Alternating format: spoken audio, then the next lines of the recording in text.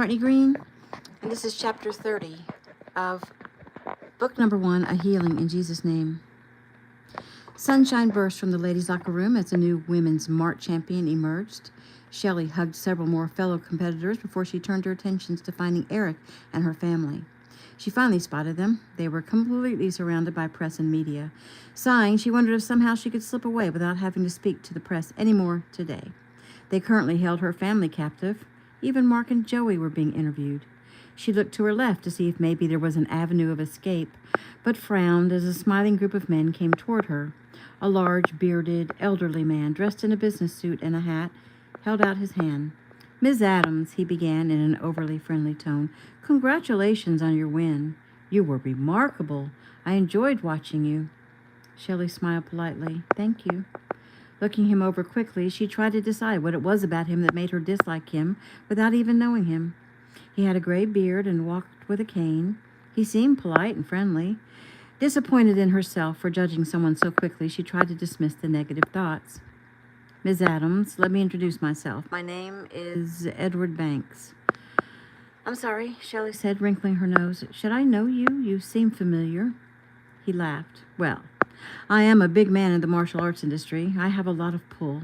I backed several of your opponents." "Oh, I'm sorry," she offered. No, it's quite all right. Like I said, I was impressed. Actually, I'd like to talk business with you.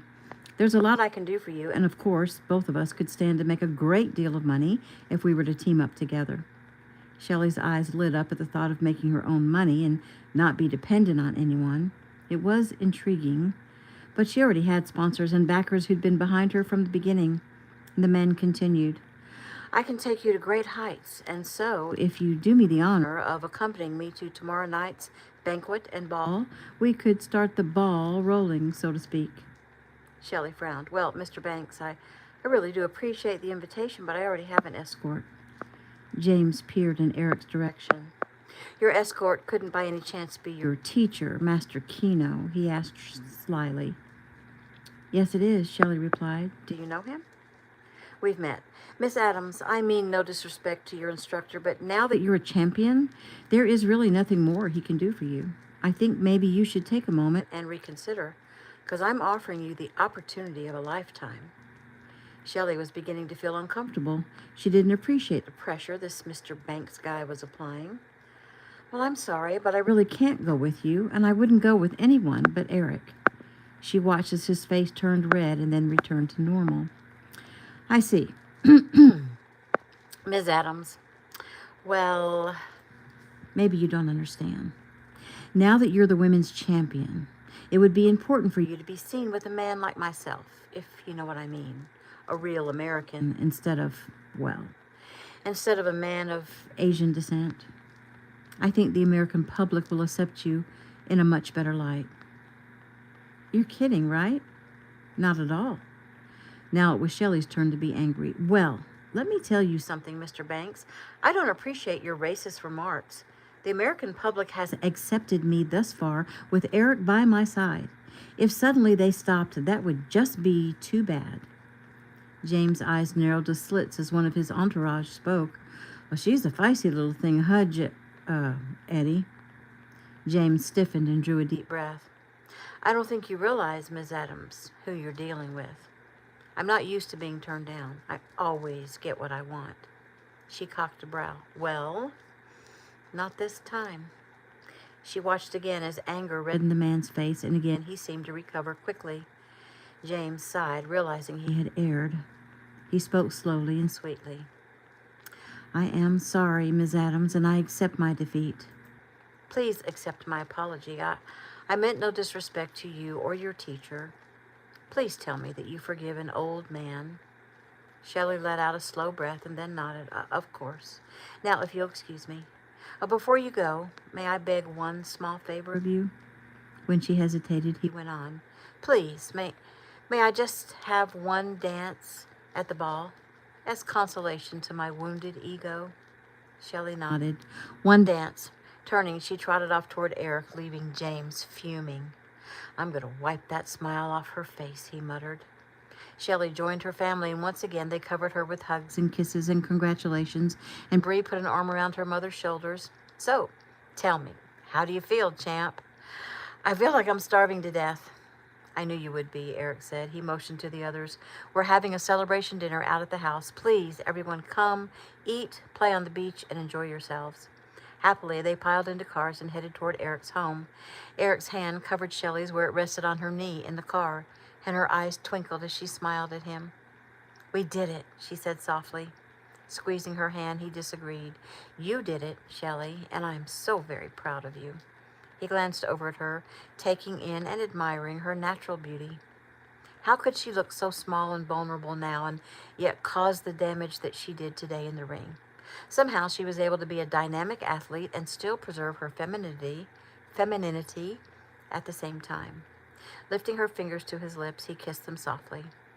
Shelley, feeling romantic, smiled at him sweetly and then leaned over to kiss his cheek and then his neck. Oh, woman, stop, he mumbled. Stop now, Shelley. You're going to make me drive over a cliff. And since everyone's following me, you'll be responsible for the death of dozens of people. She giggled. Okay, I'll stop. I don't want to go back to jail for involuntary manslaughter. He squeezed her hand as they drove a few minutes in silence, and finally he wiggled her hand to get her attention. So, sweet Shelley, you know, you never did give me the answer to my poorly done proposal. She looked up at him. Oh, you were serious about that? His eyes opened wide with surprise, and then she giggled. He smiled. Well, it wasn't much of a proposal. Let me try again. Shelley, I love you with my whole heart. I love everything about you. I believe God brought us together. Will you marry me and spend the rest of our days together? I promise to love you and cherish you and treat you well and protect you and shield you and help you in any way I can. I promise I won't dominate you. I will lead by being a godly man and a strong provider. Will you marry me, Shelley girl? Shelley blinked the tears from her eyes. I love you too, Eric, with my whole self, and I trust you. But I can't promise you all those things just yet. You know my shortcomings. I'm headstrong, I'm impulsive. I don't even really know God that much yet, but I'll try to be a godly woman. I am fierce, though, and that's how I'll love you, fiercely. Yes, Eric, I'll marry you. He smiled as they pulled into the drive and up to the house. He helped her out of the car and immediately took her in his arms and kissed her. There wasn't time for anything else. They went inside, and Eric became the perfect host. Caterers were already hard at work out back, filling tables with barbecue ribs and wings and salads of all kinds, and fruits and desserts and cold cuts and breads. You had this planned all along? Shelley asked. What would you have done if I'd lost? Well, then this would be, don't worry about it, you did a great job celebration, came his quick reply. The party quickly grew as more friends of Eric's and Ricky's poured in. Shelley was toasted dozens of times over the course of the evening, and she raised her glass with everyone. Tonight, she didn't care how the alcohol affected her. She was going to celebrate. And by the time everyone had gone their merry way, she was quite intoxicated. Jason had been noticeably absent from the festivities, and just before Eric escorted Shelley off to bed, he pulled his friend aside. Justin, have you heard from Jason? Justin nodded with a frown. Yeah, I just got off the phone with him. Is there a problem? Yeah, there's a problem. Jason lost contact with one of his men. They tracked him down and found him at the arena, knifed in the back. Jason's with his family at the hospital right now. Is he alive? Barely. Eric shook his head. I don't believe this was random. No, neither does Jason. He says something's not right about this whole thing with James, but he can't put his finger on it. Not yet, anyway. At any rate, we now know Crane's location. He tried to give us a slip, but Jason's guys picked up on it. We have men outside his house, and Jason has some of his little special forces type friends moving in tomorrow to place surveillance equipment. So that means we will eventually have the information we'll need to take him down. Eric watched Justin's face. There's something bothering you? Well, he acts as if he wants a confrontation. It makes me nervous. Oh, everything makes you nervous. Yeah, but listen, James knows he can't best you in a fight. If he's suddenly not afraid of a confrontation with you, then I'm thinking he knows something that you don't know. Which is what's bothering Jason, Eric said with a nod. Exactly. Eric, I want to do this by the book. I understand. And I've agreed because that would be the correct choice, he paused, unless another choice is presented. Justin sighed and scrubbed his hand over his face. If you decide you have no other choice and must take matters into your own hands, it absolutely will not be alone. Give me your word on that. When Eric didn't answer, Justin grabbed him by the shoulder. Your word, Eric. I can't do it. What do you intend? Murder? Did you just ask Shelley to marry you? Why? So she can visit you in prison? If you care about her or about Rick, you'll give me your word that you won't go after him alone, nor outside the law. You told me yourself your need for revenge was a dark road you must not walk down. It took Eric several seconds before he spoke. All right, you have my word. New scene. Sunday morning, Eric set up a special tray for Shelley, including a tomato juice concoction and herbal tea for pain and some toast. And when he peeked in, she lay staring at the ceiling. You don't feel so hot? She only moaned. Well, this will help, I promise. He had her drink the juice and the tea, massaged her neck and back, applied acupressure, and 15 minutes later she slept soundly. The next time Shelley opened her eyes, it was late afternoon. The house was quiet. The only sound she could hear was the pounding of the surf. Soon she'd have to get ready for the banquet. Sighing, she slowly eased her way out of bed, pleasantly surprised that the hangover was gone, and she actually felt pretty good. Thinking that Eric may be sleeping, she peeked into his room. Eric wasn't there, but the balcony door was open and the waves crashing on the sand called to her. She ventured through his room and out onto the balcony. Down below, in the hazy afternoon sun, two bronzed hard bodies stood side by side. Father and son, each dressed only in black shorts, executed a beautiful, intricate weapons form. Each held two broadswords. Their movements were perfectly synchronized as they spun both the swords and their bodies. The swishing sound of the swords was interrupted intermittently by ki. Perspiration ran from their well-muscled forms. Their thick, long hair blew back from their faces in the brisk ocean breeze. They were breathtaking and beautiful, and Shelley shook her head in amazement. So mesmerized by their performance, she was unable to move until the routine came to an end. The moment they bowed, they looked up at her, as if they'd known she'd been there all along. Are you feeling better? Eric called up. Much better, thanks, she answered. I'm going swimming in the ocean, Ricky called. You want to come? Shelley smiled and waved. No thanks, but have a nice swim and bring me back a shell. Eric disappeared into the house as Shelley watched Ricky run down a flight of stairs, past a volleyball court, then another long flight of stairs, and out across the beach into the water and dive under a wave. She laughed. Seconds later, lips nibbled her neck. How's the champ? At the moment, feeling a little weak in the knees. He grinned. I have the power to take down the champ. She sighed and leaned her head back against him. Thanks for whatever you gave me that made me feel better. Well, you are most certainly welcome. He kissed her cheek. I guess you better go ahead and start getting ready for tonight.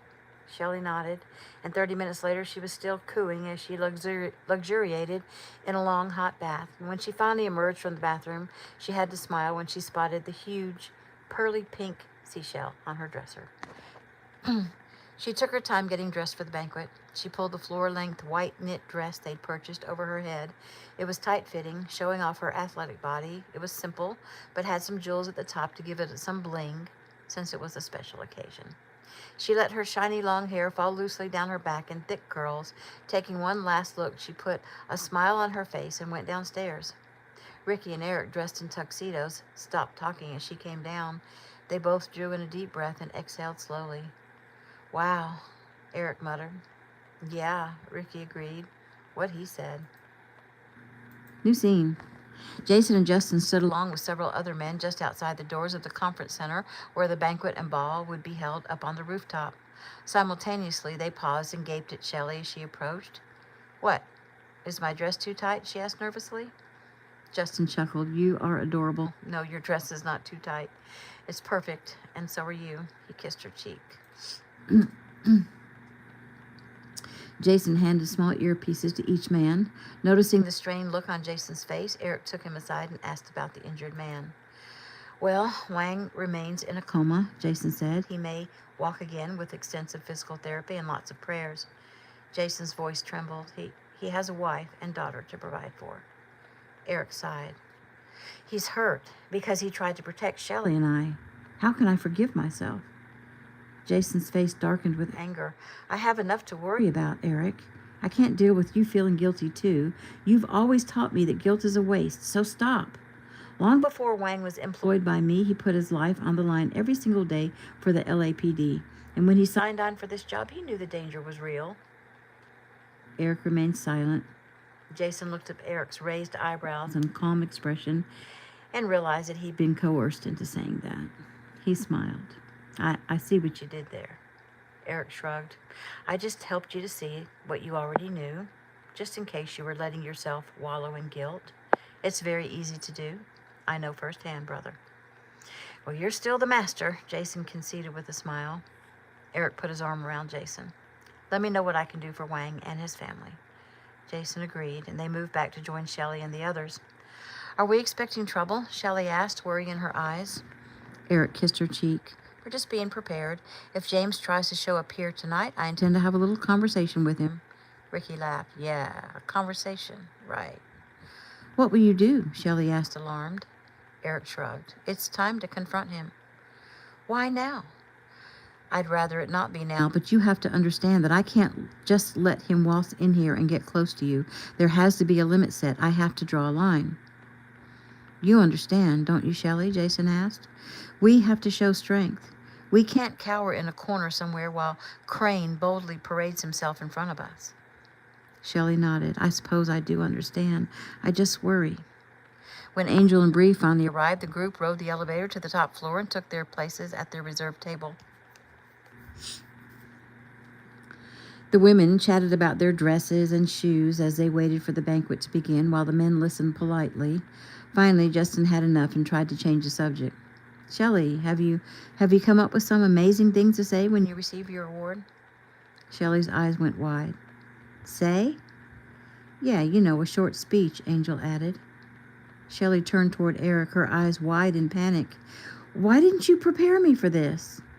He shrugged nonchalantly. I prepared you to fight. You must be prepared to win. Besides, Shelley girl, you've never been at a loss for words before. I'm sure you'll do fine. Excuse me, she said to everyone as she stood and walked away. Eric watched her, and when she bypassed the restroom and headed out the door, he went after her. He caught up to her as she wound through a deserted corridor. Don't go off by yourself, he warned.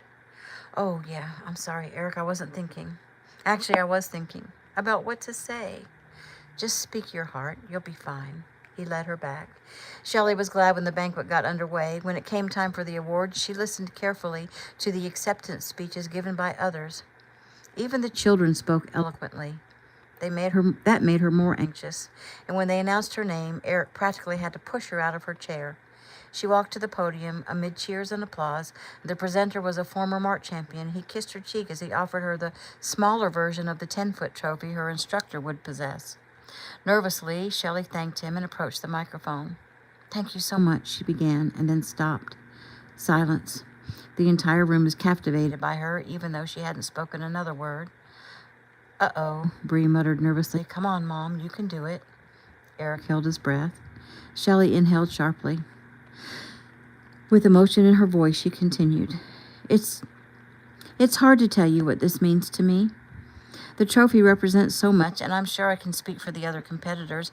It represents early mornings and late evenings and aching muscles and diets. She made a face. It represents bruises and fatigue and exhilaration and a lot of self-discipline and stamina, bloody, swollen lips, protein drinks, katas, battling inner enemies, and a teacher who keeps insisting on one more. It also represents the joy of achieving goals, the happiness that comes from self-mastery, and the love for the art. I'm grateful for the opportunity to participate in the Mart. I'm grateful Eric, Master Kino, saw something in me and chose me to be his student. I know everyone has said that their trophy belongs to their teacher, and at the risk of being cliche, I must say the same, because truth is truth. Master Kino trained me against great odds. His expertise, knowledge, skill, and wisdom are what made me the champion. She paused as if unsure whether she should continue. So, you can't work so closely with someone all year long without learning to respect and admire and love them. So let me say that Master Kino has my utmost respect, my greatest admiration, and all of my love. Thanks again. Eyes glittering with tears, she made her way back to her seat as table by table her peers stood and applauded. Bree and Angel rushed to hug her. "You were great, Mom," Bree said. "I'm so proud of you. But you had me worried there for a minute." Shelley laughed. "I had me worried, too." The banquet finally ended after the male champion was awarded his trophy and the two masters were interviewed. Large wooden doors opened onto a huge mirrored ballroom as an orchestra commenced playing. Ricky and Jason added Bree and Angel to dance, leaving Shelley alone with Eric, but only for a few seconds. "Hello, Miss Adams. I'm Eddie Williams. I won the men's championship." "I know," Shelley replied. "Congratulations." "Same to you," he responded. "I was told to ask you for the first dance, for picture purposes, so might I have this dance?" "Of course, Eddie, and please call me Shelley." Tossing her hair over her shoulders, she excused herself from Eric and entered the dance floor on the arm of Eddie Williams. Cameras went crazy, the flashing lights blinding. Eric couldn't help but feel a twinge of jealousy as he watched Eddie's hand slide snugly around Shelley's waist. Eric didn't have too much time to worry, though. His attention was drawn by a familiar face off in a corner. Immediately, he spoke into his mic, and the next moment, Angel lost her dancing partner. Over the next hour, as Shelley continued to dance with a whole line of men, Eric, one by one, fingered those who'd attacked him at Brian's dojang. At the end of the hour, Jason had names of 6 of the 8. Eric was only slightly concerned that they had no fear of showing their faces. More than likely, it was due to lack of brain power rather than lack of fear. They probably thought they were taunting him, or maybe James sent them to spy on him and Shelley. He would take care of them later. Still, to be found were the redhead and the blonde leader. Eric's eyes narrowed at the memory of that man. He had a lot of the characteristics of James himself. And even though he'd never seen him, Eric knew James had a younger brother. Could the blonde guy have been James's little brother? His musings were interrupted when Shelley returned from the latest dance, and she moved close to him and laid her head on his tuxedoed chest. "Tired?" he asked. "Yes. I wish you'd rescue me." Pulling her snug against him, he finally danced with her. They'd come almost to a standstill as Eric leaned down to kiss her. She put her arms around his neck. "Master Kino, can you take me home now, please?" He started to agree, but his head jerked up and he put a finger on the earpiece he wore. Listening carefully, his eyes scanned the room. "Is something wrong?" Shelley asked nervously.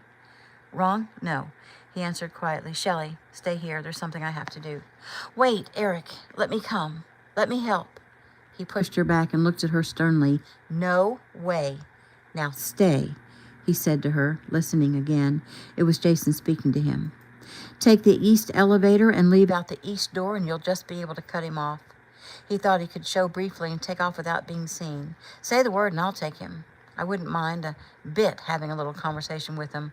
Which is it, mine or yours?" "He's mine. I'm on my way," Eric answered. He kissed Shelley. "Stay. I mean it. Do not leave this ballroom." Shelley watched him leave. All alone, she looked around. Angel and Bree were dancing, yet not with Ricky or Jason. She glanced around in time to see Ricky just slipping out of the room. Shelley shook her head and sighed. "Your dance partner desert you?" She turned to see Mr. Edward Banks smiling at her. "Oh, hello," Shelley smiled, doing her best to be patient. "Hello. I've come to collect on that dance you promised me." "I didn't realize you were even here. I haven't seen you all night." He shrugged. "Well, it's a large crowd. Then again, you aren't very aware for a martial artist. It must be all the excitement over your win." Lips pressed together at the thinly veiled insult, she offered her hand. "Well, let's get this over with." It pleased her to see her snide remark also landed on fertile ground. They moved out onto the dance floor where he held her much closer than she would have liked. Dirty old man. As they danced, Shelley didn't even try to hold back her weary sigh. "Well, how thoughtless of me," James cooed at her. "You've been dancing nonstop all night. Let's step out on the balcony where it's cool." Grateful, Shelley followed his lead out the huge glass doors to a large balcony that overlooked the lights of the city. She stood breathing deeply, her mind on Eric and what he was up to. New scene. Eric, meanwhile, had given chase when a young man called to him. "Mr. Kino, wait!" It was the urgency in the voice that halted Eric. "Mr. Kino, you may not remember me. I met you in New Orleans." "Yes, Mickey, I remember you, but I'm a little busy right now." He started off again. "It's a decoy," Mickey called. Eric stopped again as Mickey continued. "They think I'm still working for them. I told you I'd make it up to you." "Go on." "The one you thought was James Crane yesterday at the mart. And tonight, too. That's his kid brother. He had plastic surgery to make himself look like his brother. The real James is in the ballroom right now, and he's disguised as an old man, and he has plans for Shelley. Eric eyed Mickey, making sure he spoke the truth. I told you I'd make up for what I did in New Orleans. I am not lying. James is with Shelley. Satisfied, Eric spoke into his mic. Ricky, where are you? I'm on my way. Elevator's running slow. We've been chasing a decoy. Go back, find Shelley. If you see an old man, it's James. Ricky spun on his heel and headed back, as did they all, except for Jason, who intended to detain the decoy. New scene. James smiled at Shelley out on the balcony. He maneuvered her around the corner of the building, coming to a halt between two potted cedar trees. It's lovely out here, don't you think? The city lights are pretty, Shelley offered. You know what I think about you, Miss Adams, and about dancing with you, and about being out here on the balcony with you? No, what? Shelley replied impatiently. He moved closer to her. I think it was just too easy. It took a moment for reality to dawn on Shelley. This was him. This was the man who'd attacked her, the man that hated Eric. Her eyes grew wide as he stood up to his full height and jerked off the beard and skullcap, and in the same split second it took to absorb the information, she shrank back from him, drew in a sharp breath, but was never able to release her scream. One large hand clapped over her mouth, and the other twisted her arm behind her back, pulling her up against him. Calm down, girl, he ordered. She didn't calm down. She struggled madly, but was helpless against his strength. No one heard her muffled cries. She tried to bite his hand. Be still, or you're going over the railing now instead of later, he hissed. She stilled, obviously believing his words. He made the mistake of easing his hold for a second, and she fought immediately. He grabbed her again and shook her fiercely until she was dizzy and compliant. What are you going to do? She asked, dreading the answer. Well, he smiled wickedly. First, I'm going to take you over there past that wall behind those planters and show you what a real man can do. And when I'm through, you go up and over, Shelley. You'll have lots of time to think before you hit the ground. Eric's inside. He'll be out here any minute. Eric went chasing shadows. He thinks he has me cornered downstairs. As you can see, he couldn't be more wrong. He gave her no time to respond before he began dragging her toward his destination. She fought and struggled with all her might, doing nothing to him except fueling his revenge. Abruptly, though, he came to a halt, focusing on something behind her. She continued to struggle as he suddenly released his grip, and she went sprawling backwards, landing hard on the cement of the balcony floor. She looked up to see Ricky step in front of her. Get out of here, Shelley, Ricky ordered as he whipped off his jacket. Go on now. Go inside. No, I won't leave you, she cried. Ricky faced James fiercely as James laughed. So, the little pup wants to try on his daddy's shoes. Ricky, please be careful, Shelley cried. James blew out a breath. You know, I really don't want to do you any harm. I loved your mother.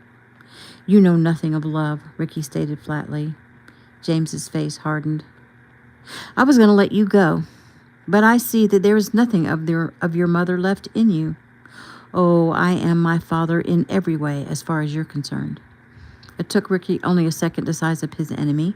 A lot bigger, probably stronger, much slower. Ricky took the offensive, moving quickly. He delivered kick after kick to James's head and chest, spinning, jumping, and reversing. Shelley could barely keep up with what was occurring. She wanted desperately to jump in and help, but was afraid of causing more harm than good. She scrambled to her feet, looking for something to use as a weapon. It appeared Ricky would beat the man to death. A normal man would have been down by now, but James, though he was staggering, was still on his feet. Ricky spun and connected with the back of James' knee, and he went down hard. While he was down, Ricky connected with James' head, and the large man rolled, but somehow got back up. Ricky kept up the assault on James, never letting up. The glint of the knife didn't surprise Ricky as James swung at him. Ricky grabbed James' wrist and bashed his hand against the railing, sending the knife sliding across the balcony. Ricky caught a glimpse of the second knife and jumped back, trying to dodge it. A thin line of blood, the width of his chest, spread across Ricky's white shirt. Ricky stumbled backward for just a second, but that was all James needed. With a giant yell, James placed a sidekick into Ricky's chest as Shelley screamed and lunged for Ricky.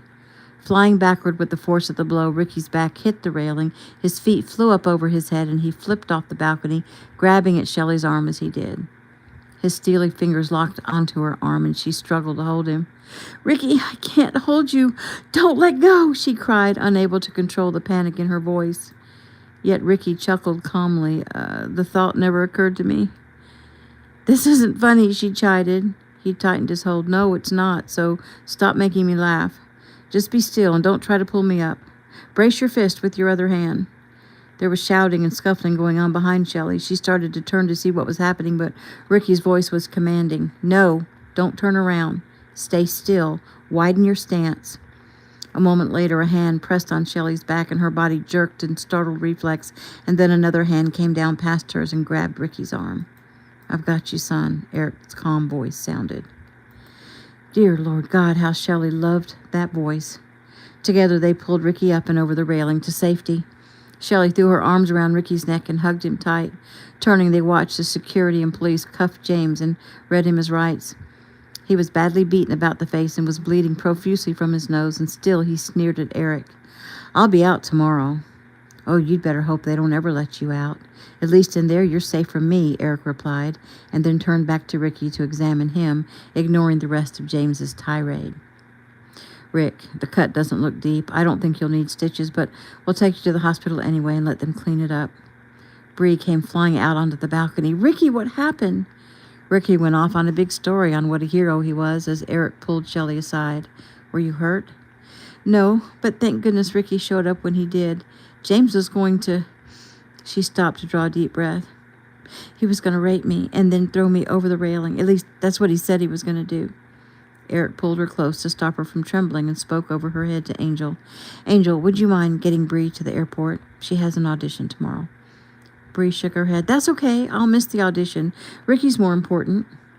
Ricky smiled. You don't know how good that makes me feel, but I'm not really hurt. And I want you to go to your audition." Begrudgingly, Bree gave in. "Justin, would you mind seeing Shelley home?" Eric asked. "What? No, I'm going with you." "Shelley, we could be hours at the hospital. You've been through another trauma, sweetie, and you need rest. Remember you were so tired earlier you said you couldn't hardly stand. Besides, I know you don't want to be seen all over L.A. in that bloody dress." Shelley looked down to find her new white dress covered with Ricky's blood. She gasped. "You're awfully hard on clothes," he teased, and then wished he hadn't as he watched her frown. "Remember," he began. I know. It's just a dress," Shelley muttered. 1 Peter chapter 5, verse 8. "Be sober-minded, be watchful. Your adversary, the devil, prowls around like a roaring lion, seeking someone to devour." And that is the end of chapter 30.